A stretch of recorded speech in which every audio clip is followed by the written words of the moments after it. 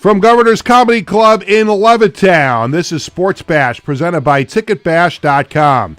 TicketBash.com, where memories are made affordable and where you'll never pay a service fee. Sports Bash is also presented by the Ryan Anthony Head Start Fund, a group of like-minded individuals trying to raise awareness to our future generations of all possibilities of success other than just college. For more information, visit www.lookwhomadeit.org.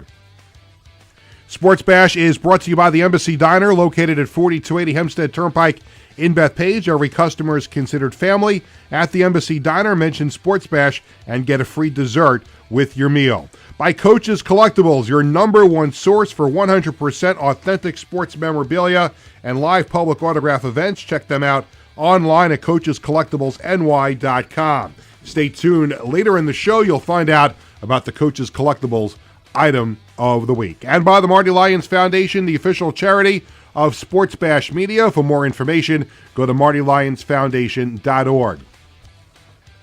Hi again, everyone. Happy Thursday. Surprise! We are at the studios of Governor's Comedy Club podcast here in Levittown. I'm Peter Schwartz.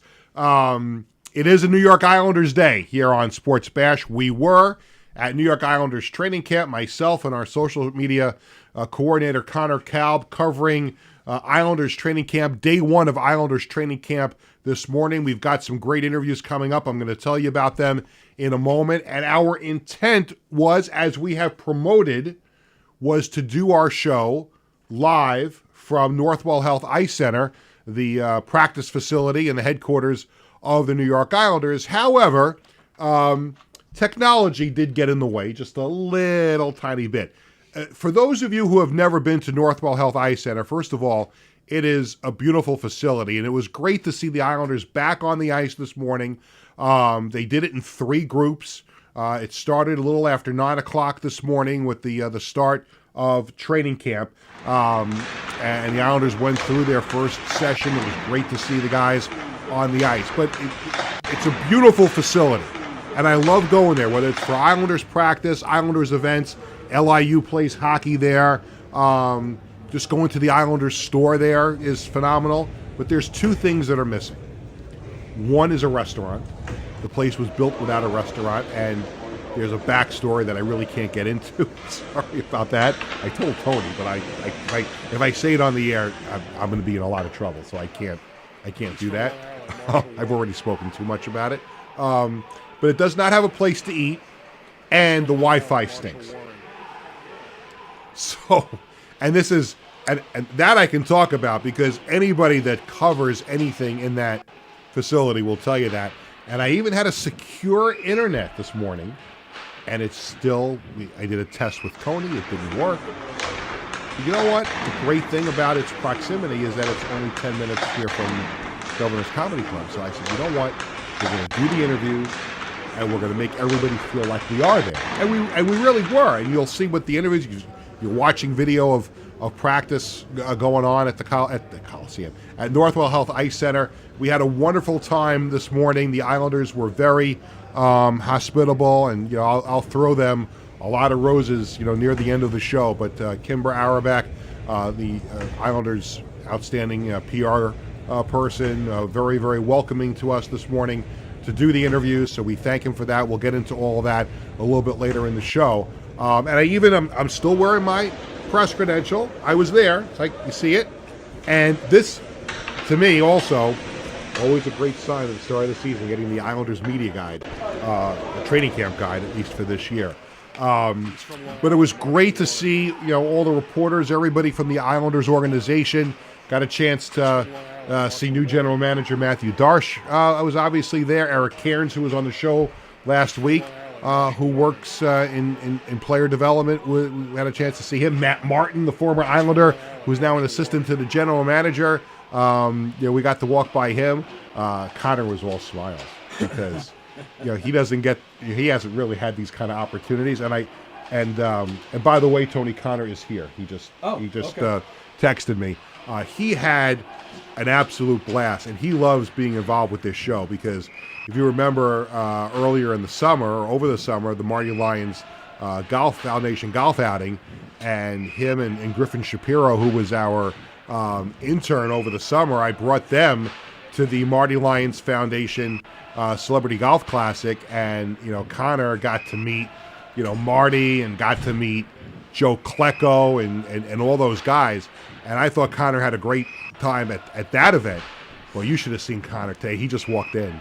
He's beaming from getting a chance to watch the Islanders practice to going in the Islanders locker room afterward, and I first of all, I can't thank him enough for the work he did on the show today. So let's get right to the guys that we spoke to, and we spoke to a bunch of them. And this guy, I have a feeling he's going to have, he's been a good Islander since they got him from the Vancouver Canucks, and he had some instant chemistry with Matt Barzal, and Matt Barzal got hurt a couple of years ago, and of course Matt Barzal got hurt again last year. But as it stands right now, what Patrick Waugh said last week or earlier this week, that right now Bo Horvat's going to be on the second line, Matt Barzal will be on the first line with Anders Lee and Kyle Palmieri. But it's going to be interesting to see if at some point Patrick Waugh does not put Bo Horvat and Matthew Barzal on the ice together. And now we are going to hear from one of the great forwards of the New York Islanders, Bo Horvat. It's the first day, but how good does it feel to be back out on the ice and get camp underway? Yeah, no, it definitely feels good. It's been a long summer and a lot of hard work and preparing for this upcoming season, and definitely feels good to be back with the guys. We talked at the golf outing the other day about the excitement. There seems to be like a breath of fresh air around the team, a lot of new faces. What was that like to see some of the new guys out there today? Yeah, it was great. I mean, we got a lot of talent out there, a lot of skill, a lot of guys that can make plays, and I'm excited for our team. Fans should be excited, and we're all excited in here. So, we just can't wait to kick things off here.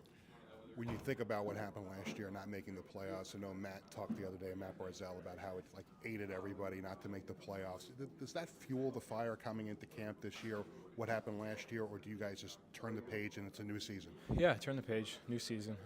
Obviously, I think it's definitely going to stick in the back of your mind. You want a taste of the playoffs again. You want to get back there, and it's hard to get back. I think we have the team in here to do it. We added some really good pieces, and we just got to put it all together now. Patrick and a bunch of other guys were talking the other day about special teams, and there's going to be an emphasis on that early in camp this year. And the feeling was that if you guys were better on the power play and better on penalty killing last year, you guys probably were in the playoffs. Mm-hmm. Is that something the players buy into, and it's something you guys are going to focus on? For sure. Yeah, I think we all know that in here. When you're at the bottom of the league in both, it's not a recipe for success. Not too many teams can come out of that and make the playoffs. So that's a big emphasis, obviously, this year of getting better in that area. And if we can play the same way we did 5-on-5 and just work on our special teams, we're going to be fine. And I know he was not in your group this morning, but I'm sure you've been impressed with Matthew Schaefer, the first overall pick. What are your thoughts on him and how he can mix into everybody this year? Yeah, I'm excited. I'm excited for him. I'm excited for for the organization, for the fans. He's a great young kid, and obviously with a lot of potential, and he's a good hockey player. So looking forward to see when he's got in camp and in the preseason. Awesome. Thank you. It's the first.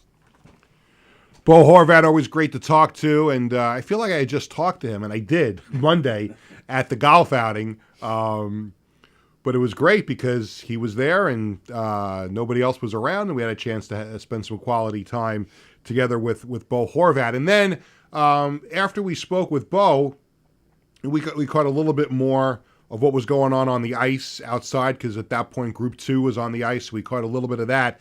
And then what they do is the veterans and the players that are expected to make the team are in the main Islander locker room. The rookies and the players, a lot of the players that are either going to go back to juniors or get assigned to Bridgeport of the American Hockey League, are in an auxiliary locker room. So me and Connor made our way to the auxiliary rookie locker room, and the Islanders were very nice to bring out for us a player who made his NHL debut last year, and a really good-looking young defenseman came up. The Islanders needed some help on the blue line, and he delivered in a big way. Very, very poised for a young defenseman. And scored his first NHL goal last year. And here's the great thing about Isaiah George: he always has a smile on his face. The time I met him at rookie camp last year, through training camp, and into the season, and even today when he came out and he recognized me from doing other interviews, always with a smile on his face. Here is Islanders defenseman Isaiah George. Isaiah, I know it's only day one, but I'm sure there's a huge excitement for everybody to be back on the ice and getting camp underway. Yeah, it was good. Good first skate. Kind of gone through a little bit of the systems, expectations in terms of how we want to play as a team, so it was good. How about for you? You got your first taste of the NHL last year, and now you come back, not as a grizzled veteran, but you kind of know what the lay of the land is here. How much does that give you a leg up on some of the other people that are here? Yeah, I think it's good. I think for my last year I came in and kind of had to learn what the expectations are. Now, obviously, I kind of know what to expect. Coaching staff kind of knows what to expect out of me too, so it's just a good situation I'm in where I kind of feel a bit more comfortable and just know what I need to do to be successful. There's seems like this new feeling around the franchise with a lot of changes, a lot of new faces around here. Do you guys as players sense that there's that added excitement around the team? The fans are all pumped up because of everything that has gone on? Yeah, I think definitely had a long summer, so everyone's excited to get going, excited for the season. I think we're ready to just go out there, win games, and obviously, I think we have a really good group up top, and then we've got some really good players, young guys coming up. So I think it's exciting mix of being able to win now and also be able to see some young guys that will help contribute in the future. So how excited were you when the Islanders won the lottery and got the first pick? Where were you? Do you remember where you were when you found out? I think I was just in my room watching it on TV. I was pretty surprised because I think that might have been the highest jump to first overall in NHL history. So that was pretty crazy. And obviously, you get the first overall pick, you get Schaefer. That's pretty that's a big deal. That's career changing or team changing type of thing to happen. So I think it's super exciting. And I think it's just a great thing for the team in the future. What are your thoughts on Matthew? You've had a chance to be on the ice with him a little bit at development camp, rookie camp. What are your thoughts on him? Yeah, I got to know him a little bit this summer. I played against him a little bit in junior too, and I mean, obviously his skill speaks for itself, just the pop he skates with, and obviously he's a really good guy, super humble, and just works really hard, so great guy all around. Is it cool to have fans in the stands for these practices now? Because you had it at development camp, a little bit at rookie camp, and now there's some fans here at training camp. Is it a little different dynamic having the fans in the stands a little bit? Yeah, it's nice. I mean, we got great fans. We have a great support system here, so it's great for them to be able to come watch us, and then also just to be on the ice and see that support. I think I think it means a lot to the players. I think it means a lot to the fans. So I think it's just great overall. Thank you. Good luck. Lots of thanks to Isaiah George for joining us at Islanders training camp at Northwell Health Ice Center this morning. And of course, when you're doing an interview one-on-one and there's a lot of people around, you always run the risk of somebody walking in front of the camera. And sure enough, that's what happened when we were talking to Isaiah George. But it's all in good fun, and it was great. He's a great kid, and certainly best to him this year if he makes the team.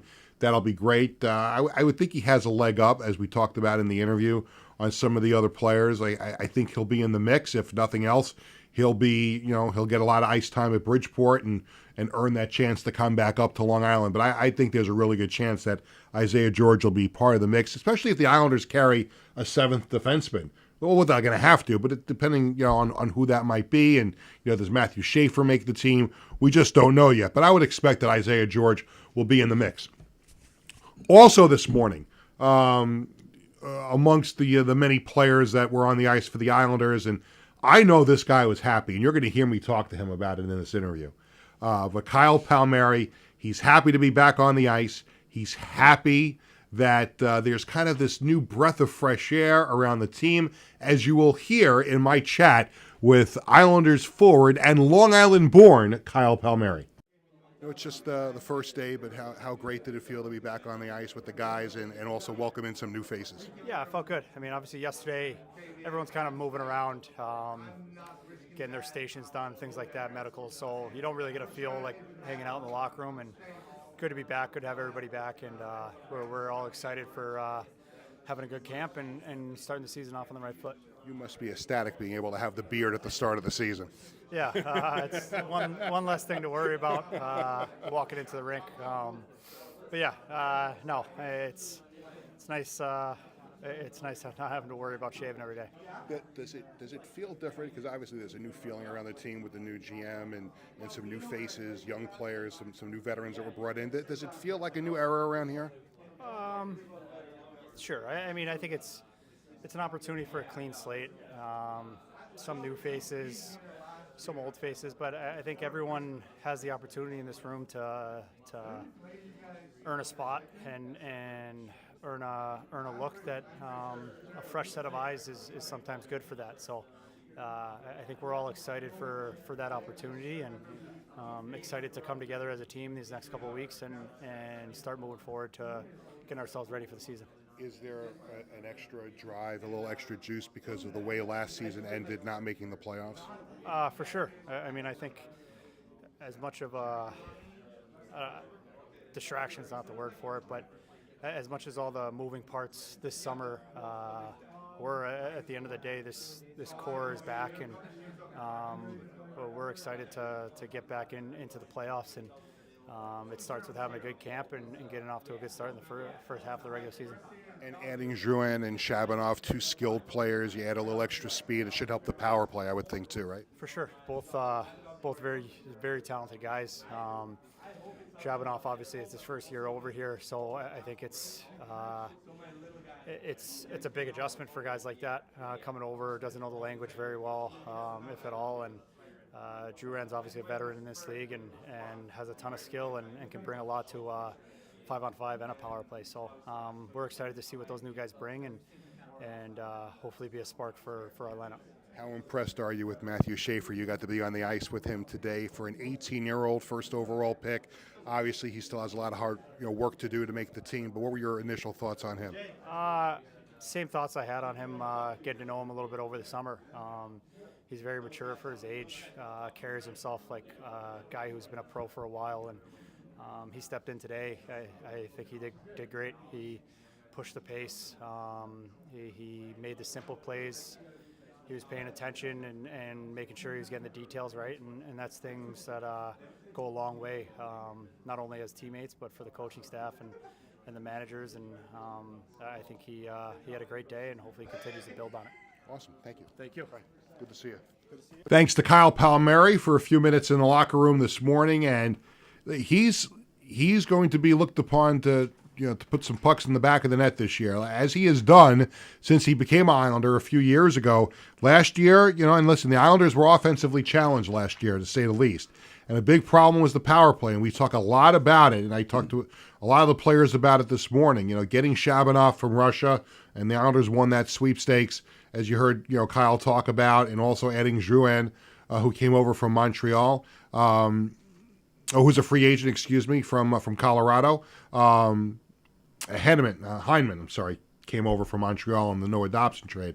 But the Islanders added some skill and some speed. But Palmieri, 24 goals last year, 30 the year before. He's actually 13 goals away from having 100 as a New York Islander in the regular season. So he'll be looked upon, whether it's on that top line or on the power play. He'll be a big part of the Islanders going forward. And you heard me talk to him, and we talked to a lot of the guys about Matthew Schaefer, the first overall pick. It's just amazing. And I was talking to Tony Walker, by the way, our great producer, Tony, Knock 'em Dead Comedy Show, Monday through Friday from 11 to 12:30.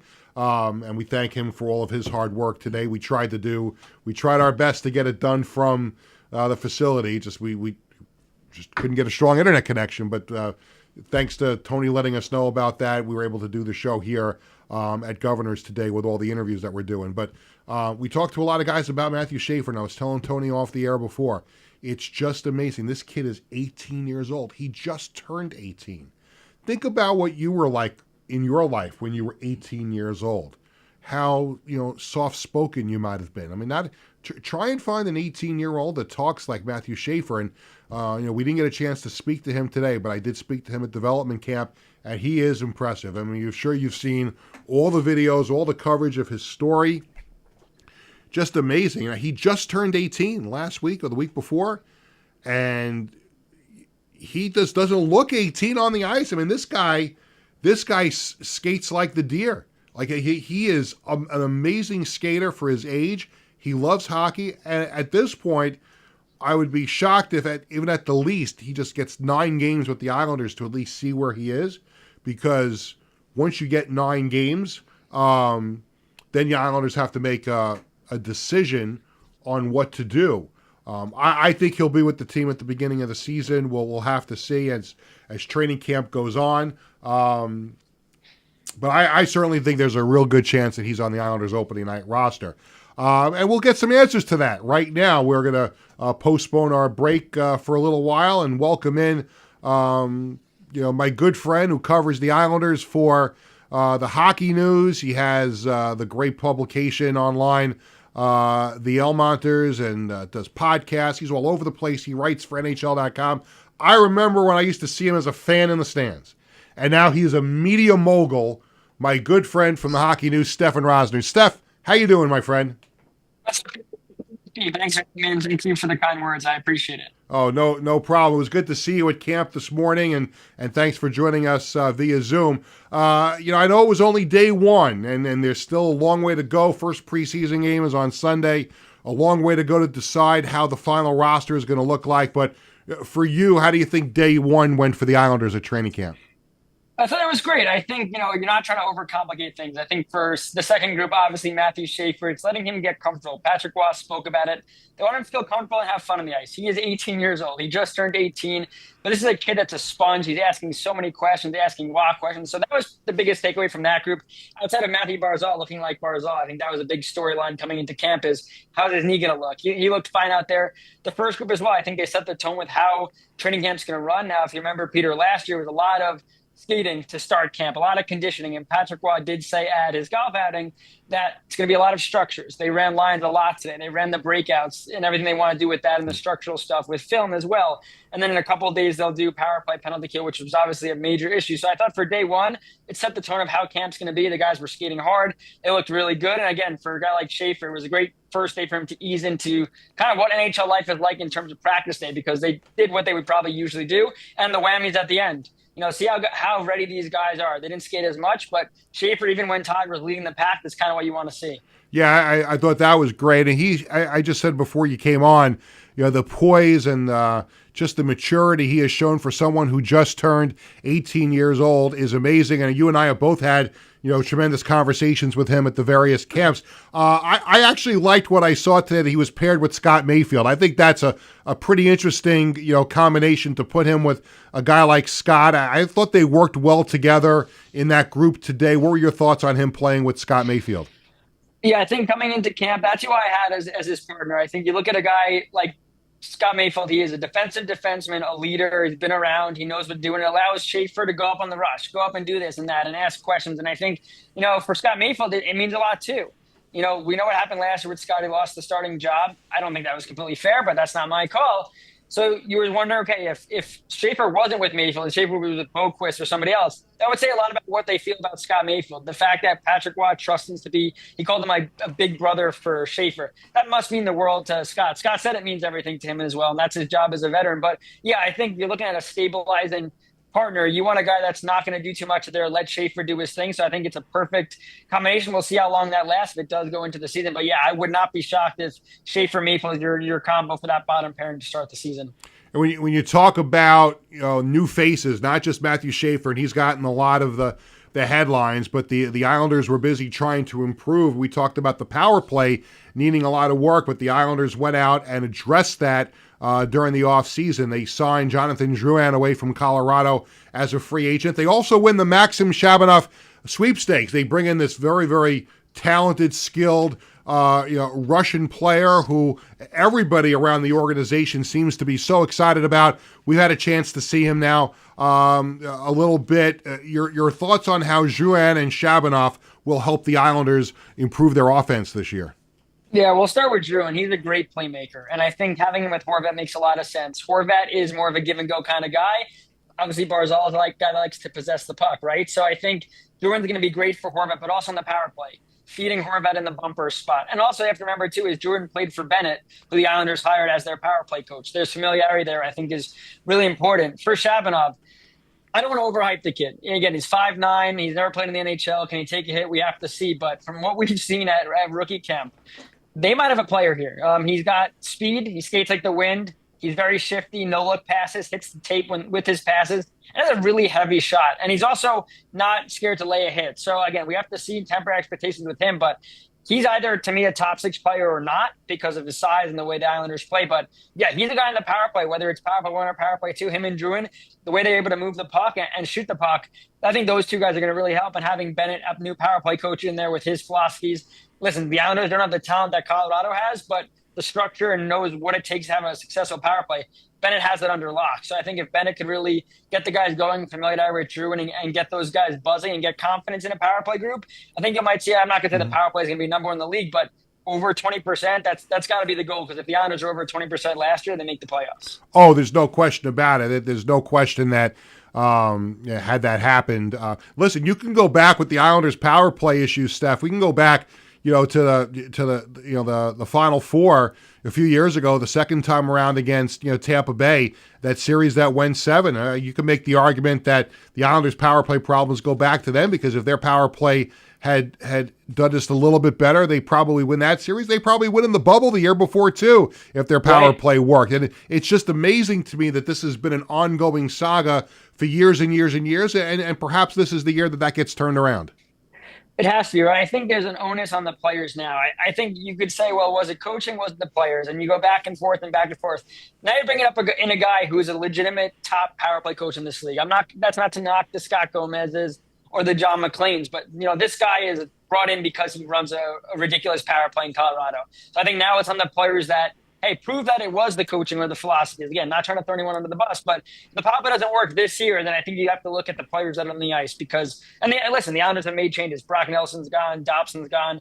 I think D'Angelo having the full year at the point, Schaefer quarterbacking power play too. That's massive improvements from Dobson, who really struggled, to a Pulak or Boquist, who probably shouldn't be running a power play because they have the depth now. So I think it's a huge year for special teams, but especially the power play, because there's some guys out there that need to prove that they're capable of running a top 5 power play. Talking to Stefan Rosner from the Hockey News, NHL.com, and is all over the New York Islanders beat, does a great job, and he's joining us here on Sports Bash on this day 1 of Islanders training camp at Northwell Health Ice Center. There were a couple of injury updates today, and breath of fresh air. We're actually being told about these things in advance before it actually gets out. But we heard about Semyon Varlamov skating and progressing, so hopefully we'll see him soon. But the one thing we did not know before today was that Pierre Engvall underwent hip surgery over the summer. He's about 2 to 3 weeks away from joining the group. Any reason to think that we might not see these two guys by the end of camp? Yeah, I think for Varlamov, they just got to go at his speed. I mean, we saw him, he was skating before training camp started. I'm not a doctor, so I can't really compare exactly how. But you play one on TV. You play one on TV. Right.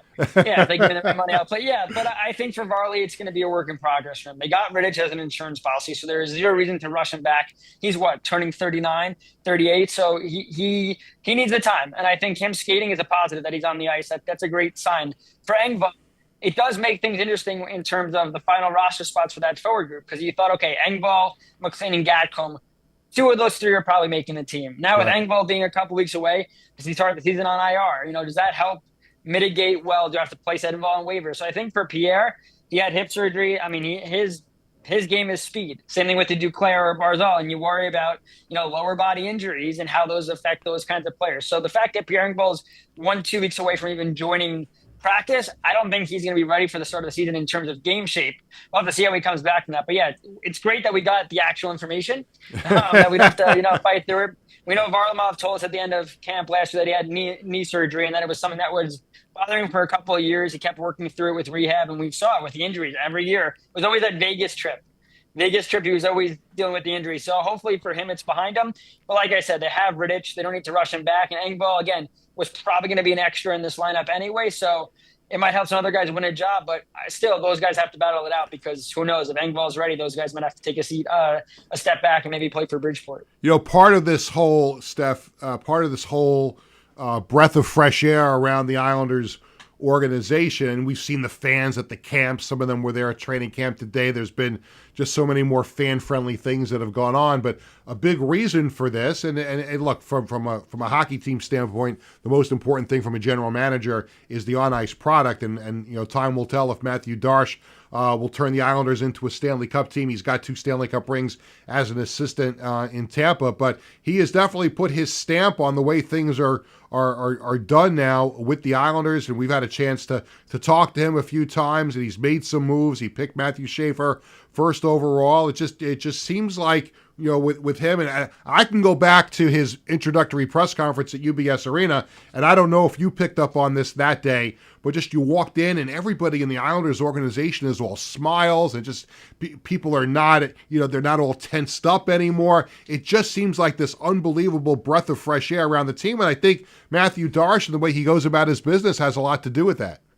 Yeah, this is no disrespect to Lou, but Darche took. No, and I by the way, I didn't mean that, because Lou did a lot for the Islanders. No, let me just, I'll backtrack for a second. When the Islanders brought Lou Lamoriello in, it was the best thing for the organization. They were going to lose John Tavares. They were floundering. He came in and set a new culture with the Islanders. But at some point, you have to make some changes. And again, no disrespect to him, and I didn't mean it that way. But Matthew Darche has brought kind of this breath of fresh air around the team. Yeah, Darche took the Lou playbook and shredded it. That's essentially what he did. Yeah. It's not the I don't want to say anti-Lou, but everything Lou, Lou is about nothing getting out, keeping everything behind closed doors, not releasing anything, let the players focus. And Darche has opened the doors wide open for fans, which is important. Schaefer got to meet the fans right away, which I think made Schaefer even more comfortable. But like you said, it's a sigh of relief in a sense that I think just personalities are back. I think people are able to be themselves, forget the beards, just the way people walk and talk and, associate with us, even the media, where some guys we haven't been able to talk to in years just because Lou had his rules, and those rules are now gone. And I think, talking to the assistant GM, talking to the goalie coach, like those things were never possible. And they're coming, and we're not talking hockey. We're just people talking about our summers. And I think it's so important. You want to come to work and be excited to come to work and be able to be yourself at work. And I'm not saying that people couldn't be that way. That was the way Lou ran the ship. But I think now, especially ushering in this new era of hockey, it's important. Again, like you said, the on-ice product's most important. No one's going to care if the Islanders are terrible out of the gate, that they allowed fans to be at practice. But I think this transparency, when you go from a regime change, especially one that was so strict, I think it's important. You want honesty. Darche has to build a relationship with the fan base right away and make a good first impression. Same with these players like a Schaefer. But I think it's so cool to see the way the fan base has really backed this team, from just the move to Darche and the excitement for getting Schaefer, opening up camp, the roster moves they made, the winning the Chabanel sweepstakes. Everything is really good right now. And like I said, they have to compete on the ice and be good, but great first step for the franchise under Darche. I don't know if you noticed this today at training camp, but I noticed a little extra pep in the step of Sparky today too. And I think if he's even more excited, could you imagine how everybody else feels about it? Yeah, it's contagious, right? Smiling, like you said, people are smiling, people are talking. It's just different. And I think it's important because, especially for the age demographic, younger kids, you need social media to be as active as they are. And they weren't for a long time. And now you got so many creative videos. Credit to the Islanders social media team, what they're able to do. Oh, they've been rock stars. Steph, they've been rock stars. Tyler and the whole group of them.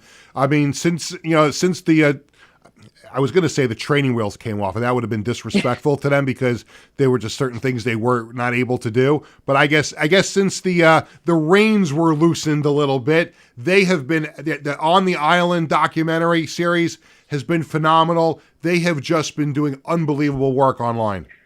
Yeah, and again, the demographic is Islanders need to connect to the younger fan base, and they also need the fans to know that whether you're a young kid or an adult, there's more behind these players than just them wearing a helmet and a jersey. These are people. And I think, again, by design, you wanted to only know them as players, and that's the design, is to focus on the season. Getting to know who plays the guitar, what they like to eat, all this stuff that we didn't get to discover past regime. These younger players now can watch a Barzal and think they know him, or watch a Schaefer and be I know, we're not friends, but friend, idea, oh yeah, I talked to Schaefer, he's really cool, I get to know these guys. That way, when that may be even better for backlash on the ice. If a game doesn't go Schaefer's way out of the gate, the fans aren't going to be on him. Oh, I know Schaefer. I know him. He's a great kid. I know, Barzal had turnover. We're not going to boo him on the ice. oh, I got to know Matt at the golf outing or at the barbecue. I think it's so important for everybody that everyone gets to know these guys as more than just hockey players. And I love it. All the teams do it now. Try to name your community's town names.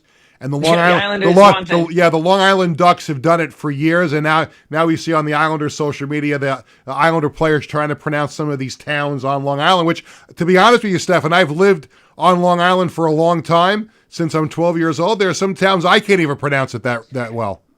Oh, I'm in the same boat as you. The fact that they might get them before I do. There's too many towns, too many different names. It's tough, but Long Island's a great place, and I'm glad that especially Schaefer, he's already getting bagels. He's in the community. It's a really good thing for this organization that one, they drafted him, but the way that he's been handled with the media and going out of his way himself. I mean, that's just who Schaefer is. You could tell. He's kind of made for Long Island in the way that the fan base is. Yeah, that's one of my objectives this season. And I don't know if I'll be able to pull this off, me and Connor Kalb, our social media coordinator here on the show. But I would like to take Matthew Schaefer on a tour of Long Island restaurants. I think that if I can get something done on this show this year, if I can get Matthew Schaefer to my favorite pizza place and my favorite bagel place, that kind of thing, I think that'll be awesome. I think he would go for it too.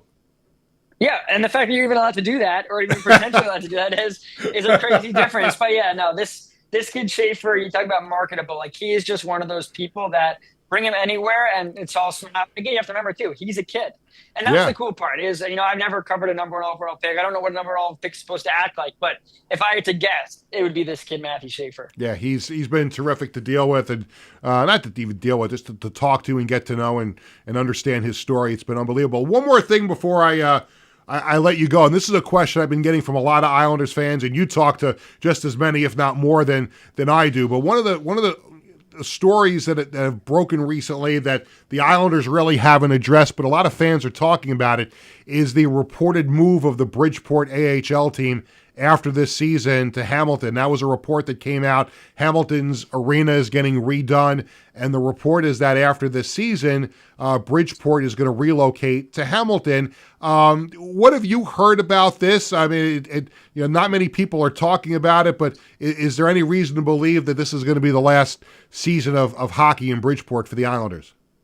Yeah, all I've heard is the rumors. The team didn't address it as of yet. And I would say for Bridgeport fans or just fans of the AHL hockey, there's a chance they move. I'm not going to sit there and say they're not. They're building a brand new arena. The Oakville group that built UBS owns that building. And what I would say is go and support Bridgeport this year in case it's his last. They have the Sound Tiger Saturday. They have a great profit pool. Some of these players, you wouldn't understand going and filling up Bridgeport's arena, Total Mortgage Arena, goes a long way in the confidence of these players. And if they do move, I look at it as they're going to be, there's a fan base that's been craving hockey, and they're going to be selling out probably a lot of their games. And it's going to be really cool to be able to market the Islanders prospects in Canada, if that's the case. But yeah, we haven't heard anything yet. But I would just say is if you're a fan of Bridgeport or just the prospects in general, go and watch at least one game in Bridgeport. It's a great place to go watch a team play. If you have young kids, it's awesome. So definitely enjoy it this year if it is their last, because you're not going to have a team that's close if that is the case. Yeah, I love going to games in Bridgeport.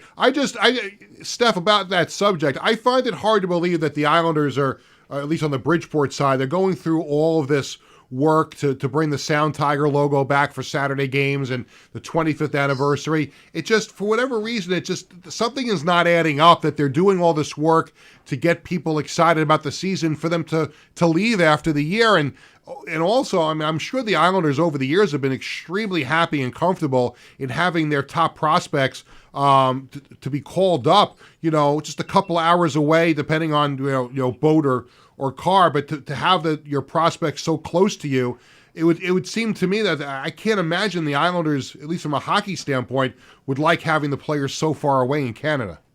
Yeah, I think Bridgeport's a perfect spot, like you said, logistically, not having to cross over the borders.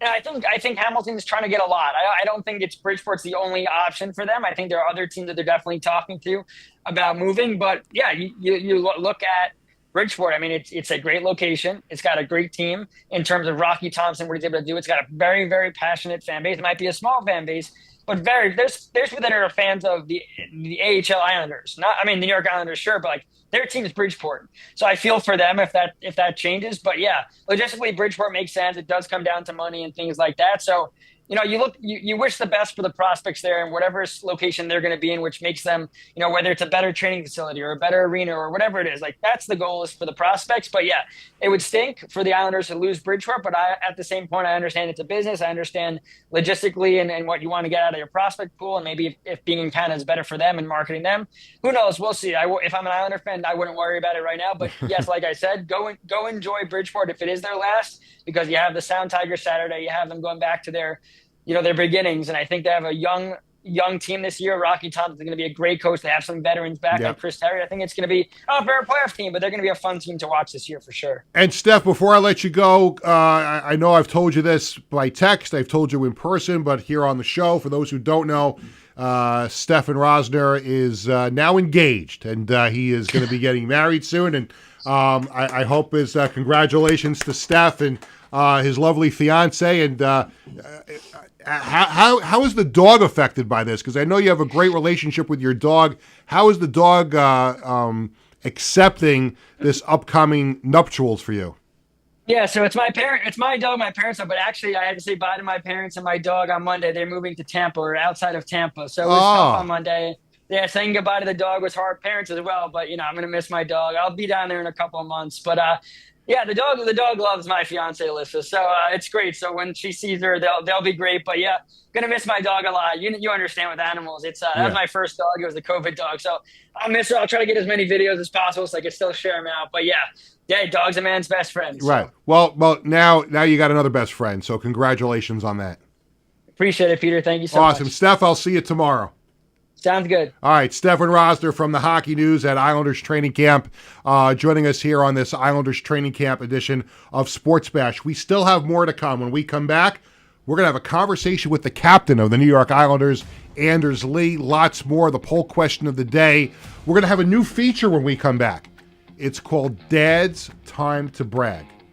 I've actually already done that on the show, but I just came up with a name for the segment. But we've got a lot of stuff still to do when we come back right after this. Hi, I'm Peter Schwartz. And I'm Vinny Tickets. We want to take a moment to talk about our fantastic sponsor, the Embassy Diner. Embassy Diner has been a beloved staple in the restaurant industry for over 50 years. And the great thing about it is when you walk through the door, you're not a customer, you are family. Every visit promises to be filled with warmth, love, and respect. And here's an extra treat. If you mention Sports Bash during your visit, you enjoy a free dessert on the Embassy Diner. Come on down to the Embassy Diner, where great food and great company are always on the menu. Visit the Embassy Diner, located at 4280 Hempstead Turnpike in Bethpage. Hi, I'm Peter Schwartz. And I'm Vinny Tickets.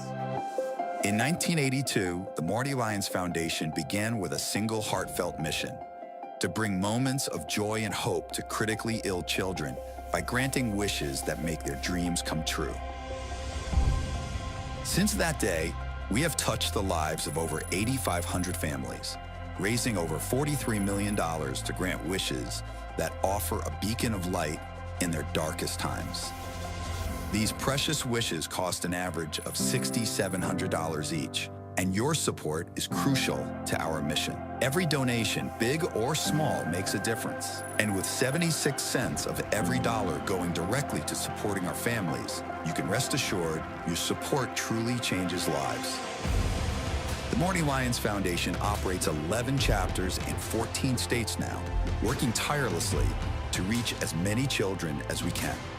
This dedication goes hand in hand with our commitment to transparency and accountability, earning us top ratings on Charity Navigator, Great Nonprofits, and Candid, which underscores our dedication to those we serve. The Marty Lyons Foundation grants wishes to children ages 3 to 17. And what really makes this foundation so special is our willingness to grant not only a first wish, but also consider a second wish to a child who continues to battle a life-threatening illness. We stand by these children, offering them hope and strength through the power of dreams, giving our children the courage to wish for more. What's your purpose in life? Is your purpose in life to live in the big house and drive the nice car? No. Your purpose in this life is to make it a little bit better for those that follow and realize that we live for today to see a better tomorrow. Visit MartyWyonsFoundation.org to learn more and get involved. Welcome back to Sports Bash, presented by TicketBash.com and the Ryan Anthony Head Start Fund. This segment of Sports Bash presented by TicketBash.com.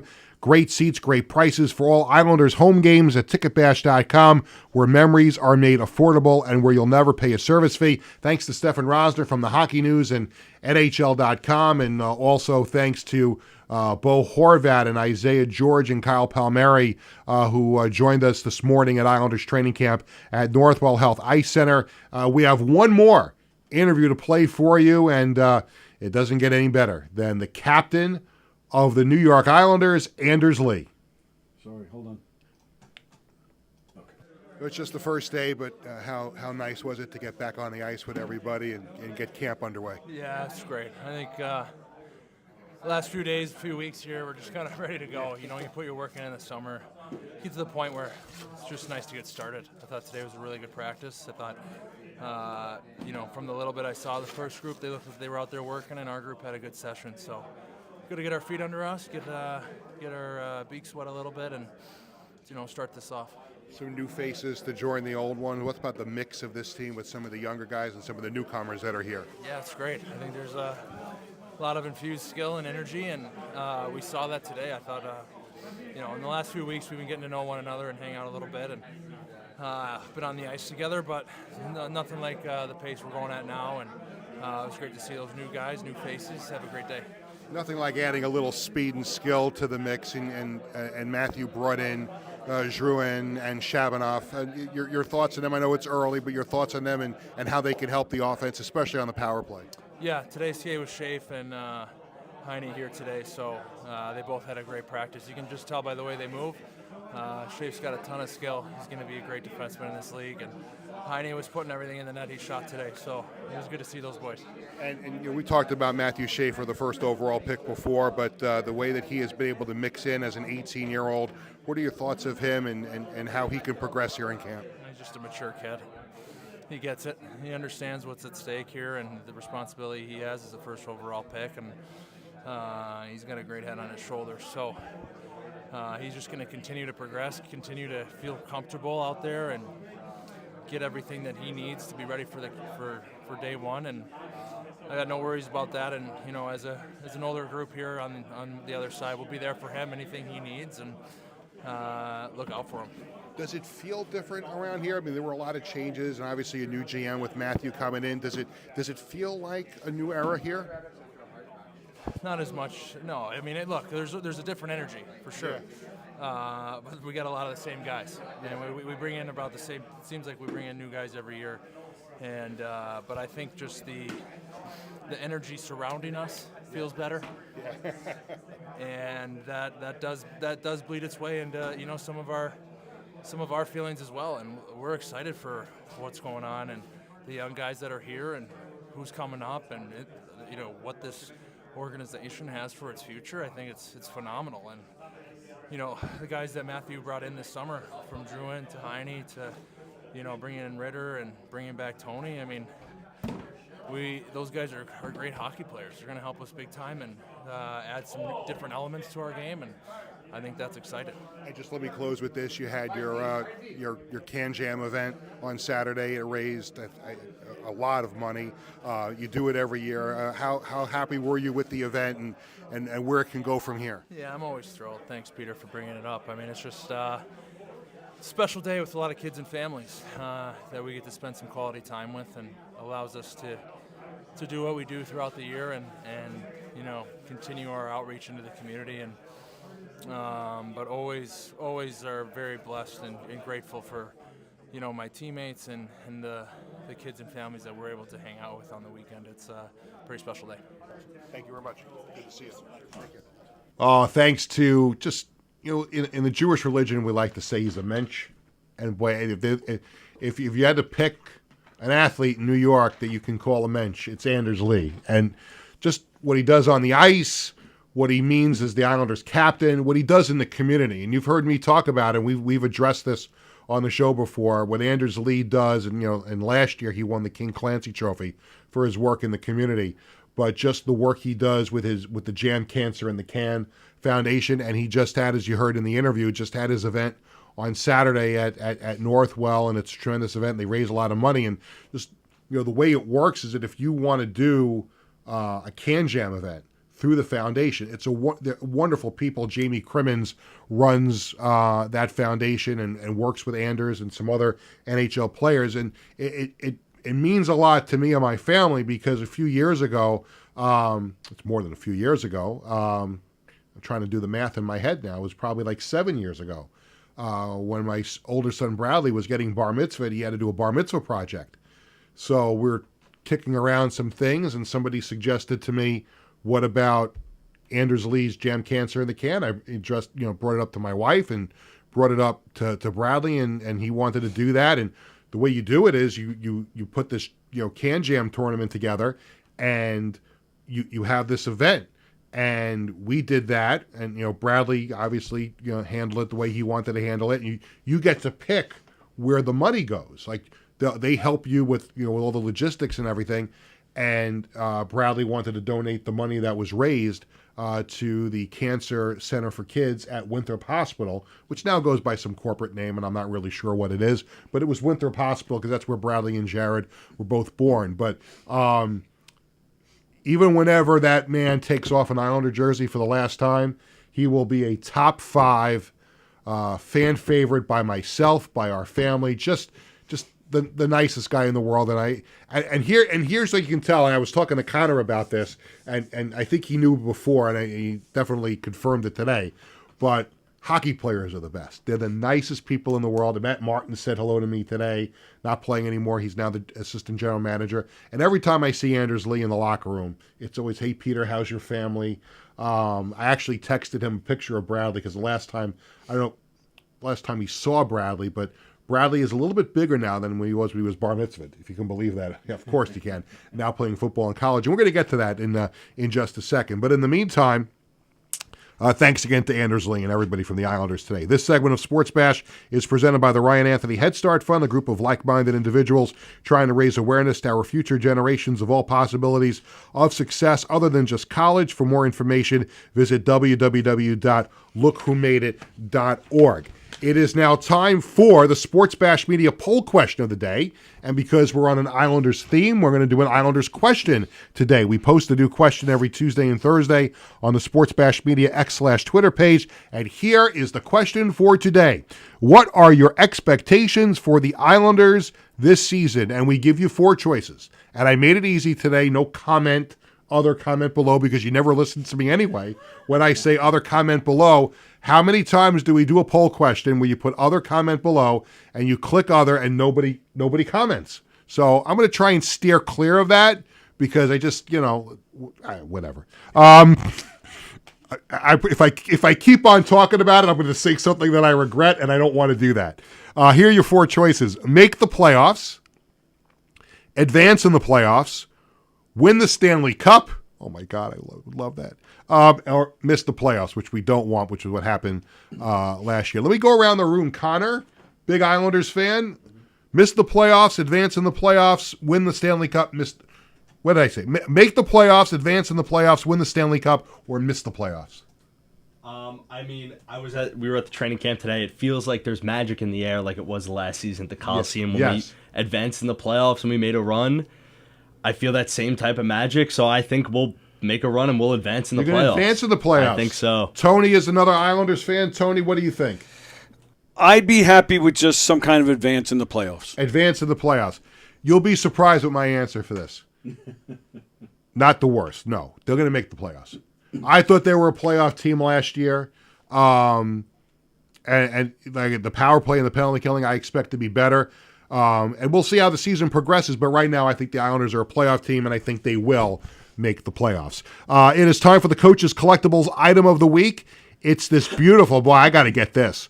It's an autographed 16 by 20 frame photo of the Islanders' famous identity line, Matt Martin, Casey Cizikas, and Cal Clutterbuck. It's a beauty. That's a great, maybe the best fourth line in hockey history. Or in Islander history, certainly. And I think, by the way, again, I wasn't planning on saying this, when you talk about the Islanders Hall of Fame, and it's missing some people, it's missing some key people, but when you think about the current recent year Islander teams, I think Matt Martin, Cal Clutterbuck, Casey Cizikas will eventually one day go into the Islanders Hall of Fame, but they should go in as the identity line. Like, not individually, but they should put them up on the Hall of Fame. Now they have the Ring of Honor there, but it should be the identity line: Cizikas, Clutterbuck, Martin, or however you want to put it. But they epitomize what it was to be Islanders, and I think they should be enshrined together as the identity line one day in the Islanders Hall of Fame. Coaches Collectibles, your number one source for 100% authentic sports memorabilia and live public autograph events. Check them out online at coachescollectiblesny.com. And now, we love to give away free stuff here on the show. Boy, do we love. First of all, and I get my balls busted by Boomer and Gio about this all the time on WFAN, but I love free stuff too. I'm just not eligible to win this free stuff. Like, I like to get free stuff. I like to get free shirts and free tickets and free food, all that stuff. I mean, who doesn't like that? But for whatever reason, every time I wind up getting that, I get my balls busted about it on Boomer and Gio. So I like to give away free stuff on the show, and we're going to start to do that a little bit more, especially now that hockey season is here. And what we have for you are 2 tickets to the Islanders preseason home opener Sunday night against the Flyers at UBS Arena. It's courtesy of our friends at Ticketbash.com. Now, I first of all, I'm ineligible to win, and I can't go because I work at WFAN on Sunday nights. But if you're eligible to go and you want to go to the game, all you have to do is go to the Sports Bash Media X/Twitter and Instagram pages. And by the way, Connor Kalb set this whole thing up. He's a genius. He figured he's going to pick the winner tomorrow. I don't know how he's going to do it. He's going to blindfold himself, throw a dart at the board or something like that, figure out who's going to win.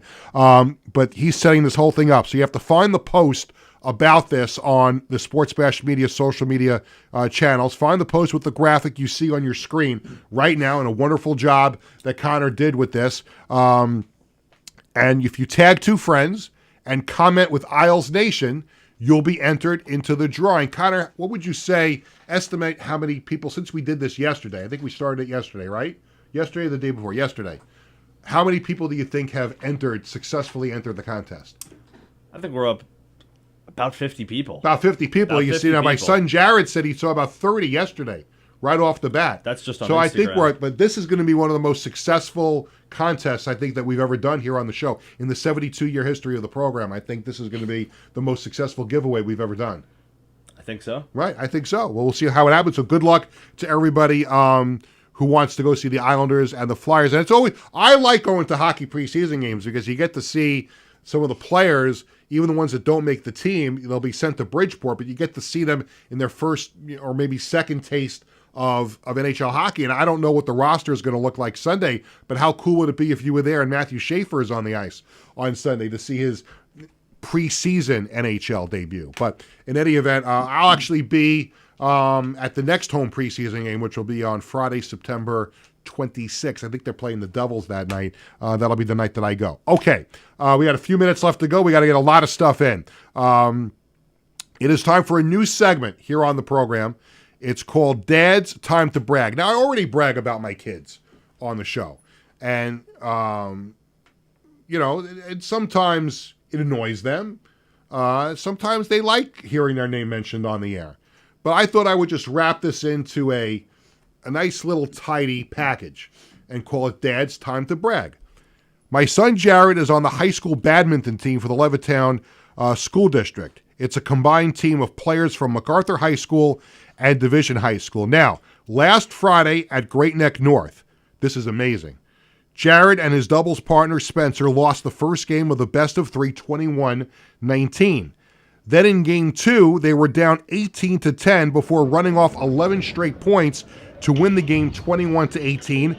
And then in the decisive game 3, they won 22-20 to take the set 2-1. Now, listen, I think when you play for fun, you play to win, obviously. Down 18-10, it was not looking good in that second game. But man, did they reeled off those 11 straight points, and then they started to think. First, you get 3 straight points, 4 straight points, and you start to think, could it happen? Could it happen? And it did, and they wound up winning their set 2-1. My son Bradley and the post-University Eagles knocked off Southern Connecticut 39-30 last week, and the Eagles are 2-0 for the first time in program history. Bradley had a great day snapping. He even, at the cover, after he made a great snap, he went downfield and covered this punt, downed it. A great job by Bradley and everybody on the Eagles for winning that game 39-30 and making it 2-0. And this Saturday, Post looks to improve to 3-0, first road game of the year, and it's actually a much shorter trip for the Schwartz family and for anybody else that wants to go see Bradley, because they're playing in Westchester at Pace University, which, by the way, you talk about the Bradley Schwartz Revenge Tour. The coach of Southern Connecticut this past week was his coach at Western Connecticut, Joe Loth, who we had on the show last year. He left Western Connecticut after the season and went to Southern Connecticut, didn't bring Bradley, and Bradley went out with his new teammates and beat Joe Loth in Southern Connecticut on Saturday, and there were a lot of happy faces at that game. But now this week, they go to Pace University. When Bradley was still at MacArthur High School, Pace was one of the 4 schools who offered him. So he had a decision to make, and he didn't choose Pace for a number of reasons, but gets a chance to beat them this coming Saturday. So best of luck to Bradley and the Eagles on Saturday. Tony has put the meter on. We are officially in overtime. Next week on Sports Bash, we will have shows on Monday and Thursday. We will not be on Tuesday because of the Jewish holiday Rosh Hashanah. So let me be the first to wish all of my, first of all of my family, my friends, and anybody who watches the show, part of the Jewish religion, a very, very happy New Year, L'Shana Tova, to everybody who observes the holiday. So we will be on Monday and Thursday next week. Monday's show. Now, batten down the hatches.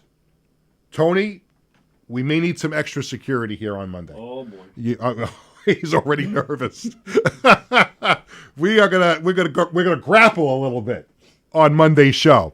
We're going to be talking about next Saturday's NWA wrestling show at All Sports in Melville. We're looking at the graphic with my good buddy Sean Wachter, who is going to help put that promotion on next week. I'm going to be joined here in studio by 2 rival NWA wrestlers, Pat Fitzpatrick and Joe Ocasio, who is also the CEP heavyweight champion, and they're going to be in here. Now, I'm going to have to move seats on Monday because normally I sit in the seat really that I am now, and I'll do the first segment of the show in this seat. But when the wrestlers come in, we're going to put one where Connor is sitting now on the far end of the table.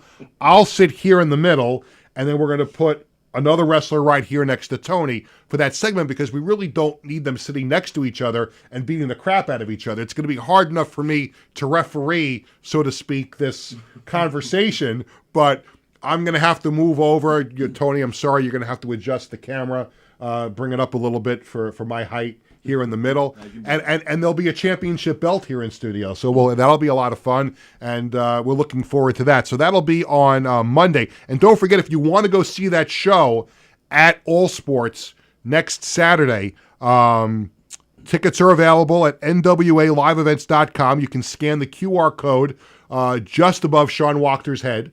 Up there, up to the right. And you can use the code PETER15 for 15% off your tickets. All Sports Deck Hockey is a great location. It's going to be, the ring's going to be set up on the deck hockey rink there, and it's going to be a great night of professional wrestling and a lot of family fun. So hopefully you'll make your way out to All Sports. Next Thursday on the show, I have 2 guests, and I'm really looking forward to both of them, but this one in particular. I'll be joined by Mike Silva, who invented the QB54 football game. And how about this? He's a New Jersey native, went to Rutgers. He'll be on Shark Tank on October 1st with QB54. It's an amazing game. You can play it in your backyard. If you go to a Jet or Giant game, you bring it to your tailgate party. I have it at home. We're going to bring it here in studio while we're talking to Mike, and we're going to have a little QB54. Connor, are you available on Monday to come in studio at 1 o'clock? Next Monday? This coming Monday. Yes. Okay, good. So you'll be part of the competition. Tony will be part of the competition. Yeah. Maybe the wrestlers will take part in the competition. We'll see. Oh, not they'll hear Monday. I'm sorry. No, I'm talking about next Thursday. Oh. No, Mike's gonna be on next Thursday. It's next Thursday that we're doing this. Then I probably won't be here. Then you probably won't be here. Then the hell with you. I'm just kidding.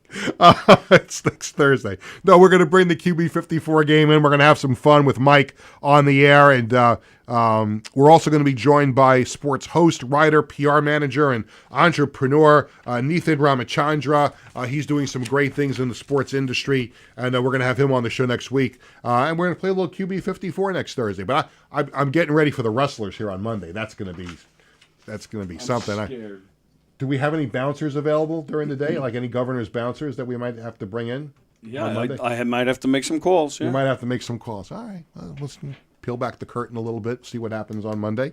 We'll just hope and pray over the weekend that the wrestlers come in with a nice, calm attitude. Before I say goodbye, again, I just wanted to thank Kimber Auerbach, Jesse Eisenberg, Samantha Levin, everyone at the New York Islanders for their hospitality, having me and Connor at practice at training camp this morning, and for helping facilitate all the interviews that we did. It was a great morning, and our hope was to be able to do the show live from Northwell Health Ice Center. It just didn't work out with the Wi-Fi there, but luckily we're only 10 minutes away from Northwell, so we're able to bring all the interviews right back here and do the show, and we hope we gave you a great feel of what it's like to be at Islanders training camp. And there's some other ones that are going to be open to season ticket holders, and we'll see if the Islanders do anything more than that. But they have already changed so many things over there in just a short amount of time that you never know what's going to happen. By the way, also congratulations to Kimber Auerbach. Yesterday named a media officer for the 2026 U.S. Olympic team. So when the NHL goes to the Olympic break and Team USA goes to Italy for the Olympics, Kimber will be one of the media officers, and that's great. I had a chance to congratulate him in person today. It's a wonderful honor for him to represent his country, represent the Islanders at the Olympics. So we wish him the best with that. And that will do it for this Islanders edition of Sports Bash, presented by TicketBash.com and the Ryan Anthony Head Start Fund. Thanks to my guests. Let's see if I can remember all of them. Anders Lee, Bo Horvat, Isaiah George, and Kyle Palmieri from the Islanders. We also had Stefan Rosner from NHL.com and the Hockey News. That was a great spot with him as well. Thanks to our still beaming social media coordinator, Connor Kalb, who did a wonderful job shooting those videos today and experiencing Islanders training camp, and he's going to be talking about it with his family for years and years and years. He had so much fun there today. Thanks to Tony Walker, of course, and everyone here at Governors. Sports Bash is sponsored by the Embassy Diner in Bethpage, by Coaches Collectibles, and by the Marty Lyons Foundation. For our entire crew, I'm Peter Schwartz saying thank you for watching. Sports Bash returns Monday at 1 o'clock. Let's go Islanders, and have a great weekend, everyone.